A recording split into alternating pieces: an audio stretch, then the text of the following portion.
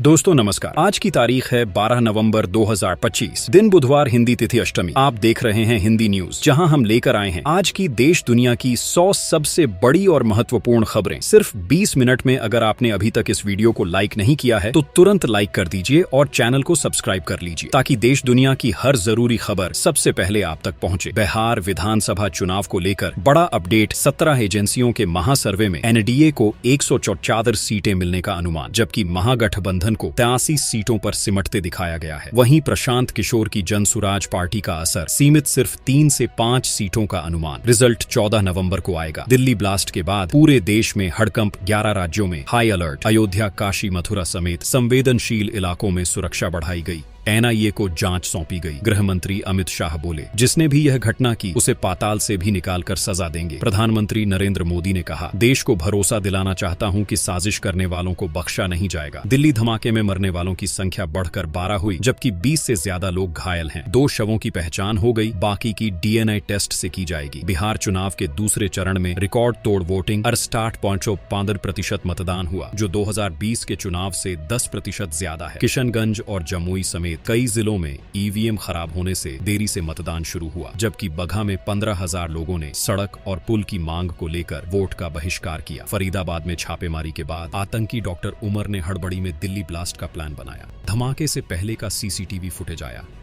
सामने। पुलिस जांच में खुलासा, डॉक्टर उमर के 2 भाइयों और डॉक्टर सजाद को पुलवामा से पकड़ा गया। धमाके से जुड़े 100 सीसीटीवी फुटेज खंगाले जा रहे हैं। दिल्ली धमाके पर रक्षा मंत्री राजनाथ सिंह बोले, दोषी को ऐसी सजा मिलेगी कि उनकी रूह कांप जाएगी। दिल्ली ब्लास्ट के बाद पाकिस्तानी वायुसेना अलर्ट, जबकि भारतीय वायुसेना ने राजस्थान बॉर्डर पर जगुआर फाइटर उतारकर गश्त बढ़ाई। प्रधानमंत्री मोदी ने कहा, देश में डर फैलाने की हर कोशिश नाकाम होगी। धर्मेंद्र के निधन की झूठी खबर, सोशल मीडिया पर फैली। बेटी ईशा देओल ने सफाई दी, पापा की हालत ठीक है, कृपया अफवाह न फैलाएं।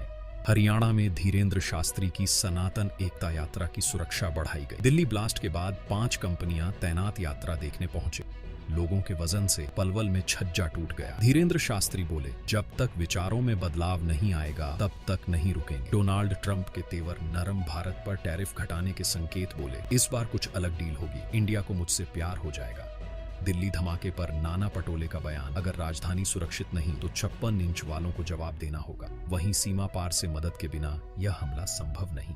हथियारों की तस्करी पर भारत ने संयुक्त राष्ट्र में पाकिस्तान को लताड़ा कहा। आतंकी गुटों को सपोर्ट करने वालों पर जीरो टॉलरेंस दिखाए। यूनेस्सी जहरीली हवा से दिल्ली एनसीआर का हाल खराब। प्रदूषण खतरनाक स्तर पर। 1 से 5वीं तक की क्लासेस हाइब्रिड मोड में चलेंगी। निर्माण कार्यों और डीजल जनरेटर पर रोक लागू। दिल्ली हाईकोर्ट ने पतंजलि के झूठे च्यवनप्राश विज्ञापन पर लगाई रोक। बोले, दूसरों को नीचा दिखाना गैर कानूनी है। 72 घंटे के भीतर सभी प्लेटफॉर्म से हटाने का आदेश। यूपी में हाई अलर्ट। लखनऊ, लखीमपुर से आतंकी कनेक्शन मिले। योगी आदित्यनाथ ने कहा, पूरे प्रदेश में सघन जांच और चौकसी बढ़ाई जाए। लाल किला 3 दिन के लिए बंद। एएसआई ने सुरक्षा कारणों से आदेश जारी किया। वहीं सऊदी राजदूत ने भारत को यूएनएससी का स्थायी सदस्य बनाने की मांग की। कहा, भारत की भूमिका क्षेत्रीय शांति के लिए अहम है। योगी आदित्यनाथ बोले, कुछ लोग सरकारी योजनाओं के लिए पहली लाइन में खड़े होते हैं, लेकिन वंदे मातरम गाने में शर्म करते हैं। राष्ट्र एक है तो हम भी एक हैं।